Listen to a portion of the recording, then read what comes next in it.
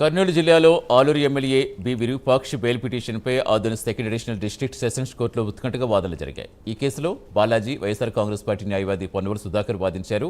సాయంత్రం 5 గంటలకు కోర్టు విచారణ వాయిదా వేస్తుంది. ఇది ప్రీ ప్లాన్డ్గా అధికార తెలుగుదేశం పార్టీ చేసిన పనని, విరూపాక్షికి బెయిల్ రాకుండా పెద్ద స్కెచ్ వేస్తారని పొన్నవూరు సుధాకర్ ఆగ్రహం వ్యక్తం చేశారు.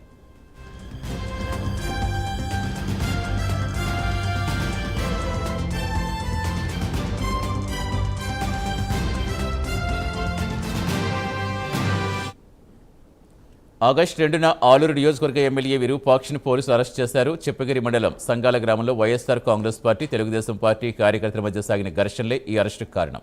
సంగాల గ్రామంలో స్థానిక అభివృద్ధి పనుల విషయంలో మొదలైన చిన్నపాటి వాగ్వాదం తీవ్ర ఘర్షణకు దారితీసినట్టుగా తెలుస్తోంది. ఈ ఘటనలో పలువురు కార్యకర్తలకు స్వల్ప గాయాలు కూడా అయ్యాయి. ఈ పరిణామం ఆలూరు నియోజకవర్గంలో రాజకీయ వాతావరణం మరింత వేడెక్కించింది.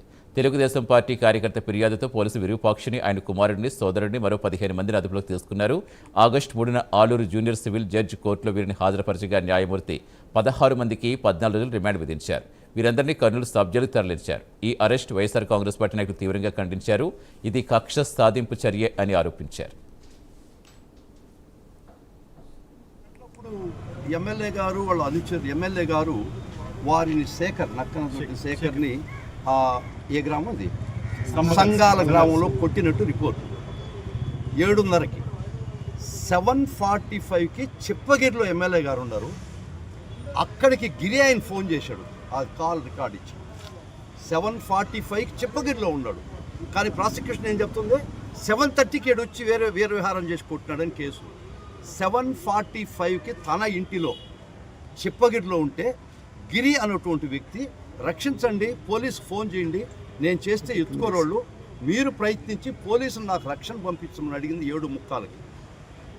7:45 7:46కి ఈ ఎమ్మెల్యే గారు సిఐ గారికి ఫోన్ చేస్తారు, అది రికార్డ్ చేసిన జవాబు చెప్పడు.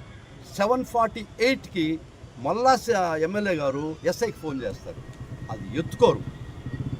8 గంటలకి ఏమయ్యా ఏమన్నా చెప్పారా పోలీసు వాళ్ళకి లేదా అని 8 గంటలకు ఈ గిరి అనే అతను మళ్ళీ ఎమ్మెల్యే గారికి ఫోన్ చేస్తారు. ఎక్కడున్నారు ఎమ్మెల్యే గారు? తన ఇంటిలో చిప్పగిరిలో, అది రికార్డ్ చేసి 7:30 గంటలకి కొట్టబోయాడు, చంపబోయాడని చెప్పిన ప్రాసిక్యూషన్ కేసు ఏమాత్రం నమ్మడానికి శక్యం అని చెప్పి మేము కోర్టు వారు ఇప్పుడు దాకా చెప్పడం జరిగింది.